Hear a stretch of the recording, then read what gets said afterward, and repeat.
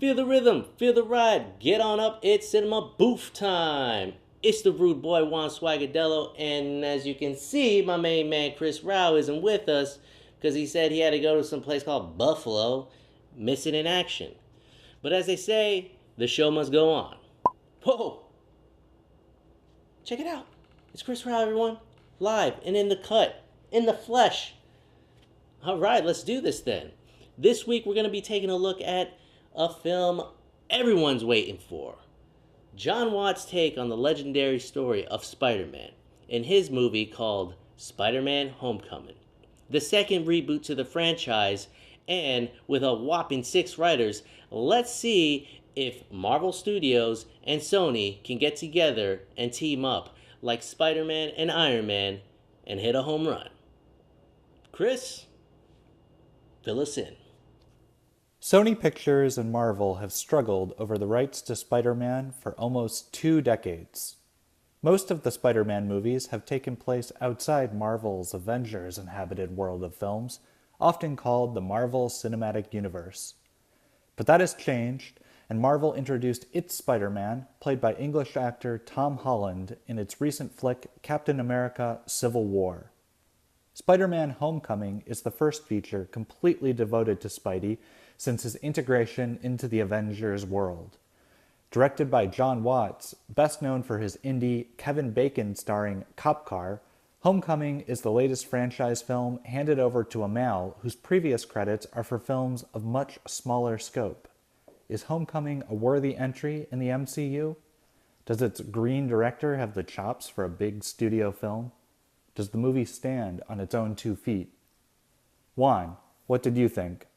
Thanks, Chris. For me, let me start off by saying that this film was certified not boof. I commend Sony for putting their ego aside and just working together as a team, because in the end, it's what the fans want. A coming-of-age movie, in essence. He's trying to get to his own. Spider-Man is blossoming into a superhero. Peter Parker's blossoming into a young man.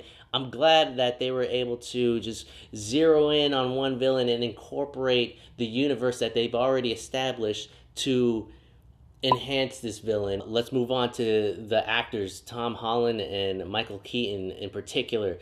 These guys brought it. I think they were awesome together, and I believe Tom Holland was just so great. He just looks the part, and he played it so well. He was very innocent but very funny, but also a badass at the same time when he needed to be. Michael Keaton, on the other hand, he's one of the best actors of our generation, and he just shines in this movie. He just brings this grit, this blue-collar grit to the film. This movie was just great all around. I think if you're a fan of the universe, you're going to love it. If you're not a fan of the universe, you're still going to love it because it's charming, it's funny, it's action-packed, put me on the edge of my seat. So for me, I'm going to give it a 5-star rating. Let's go. Peter Parker, Tom Holland, Michael Keaton, the Vulture guy, and then you got fucking Robert Downey Jr., doing his thing. So 5 stars for me. Certified not boof. Let's get it. Chris, what did you think? Well, for me, Spider-Man Homecoming was a 2-star film. It's so thoroughly embedded in the Marvel Cinematic Universe, which I'm feeling tired of, to be frank. At a certain point, the film, even though it's humorous, it has a nice lightness of touch, it feels glib and sort of like a cynical advertising campaign for the rest of the Marvel Cinematic Universe. And at that point, when that feeling sunk in, I wasn't really on board with this film. I thought that Michael Keaton's villain was sort of simplistic, and that there's sort of a plot twist in the film which seemed completely ridiculous. I thought that the Peter Parker of the new Spider-Man films, this one included, is someone who starts too much from a position of strength. This is someone who ostensibly is, quote, a loser, but he's supported by his best friend, his academic decathlon team, his family. He really doesn't seem like a loser, so there's not much of a character arc to enjoy throughout the film. Just a lot of kind of fighting and glib humor. And so, as much as there were some superficial things and talents that I liked about this movie, overall, I just couldn't get into it. 2 stars.